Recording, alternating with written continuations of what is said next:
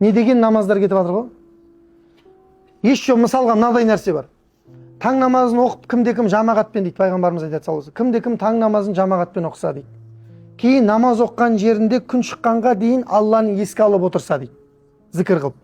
Құран оқи ма, или салауат айта ма, көп қой зікірдің түрлері. Субханалла, вальхамдулилля, ва ла илаха иллалла, валлаху акбар деген сияқты кез келген Алланы ұлықтайтын нәрсені айтып отырса. Қай уақытқа дейін? Күн шыққанға дейін. Күн шыққаннан кейін 20 минуттағы айтса дейді. Яғни күн найза бойы көтерілгенге дейін. Сөйтіп, ешкіммен сөйлеспестен, Инстаграм шұқыламастан, кәдімгі тек зікір етіп отырып, сол отырған жерінен тұрып 2 рәкағат намаз оқыса дейді. Ол духа емес екен, бұл ишрақ деген намаз екен. Оған қабыл етілген бір умра, бір қажылық толығымен жазылады. Тәммәтан деп пайғамбарымыз айтқан екен. Толық бір қажылық, бір умра жазылады деген екен.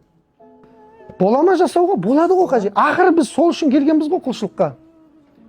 Қалай шарты не? Таң намазын жамағатпен оқисың. Күн шығып 20 минут көтерілгенге дейін тек Алланы еске аласың. Тұрасың да 2 рәкағат намаз оқисың да басасың ғой ішке қарай. Вообще біз қағбаны айтып жатқанбыз ғой, ояққа не кетіп қалдық. Просто айту керек болған шығар енді. Осыны есту керек болған шығарсыздар.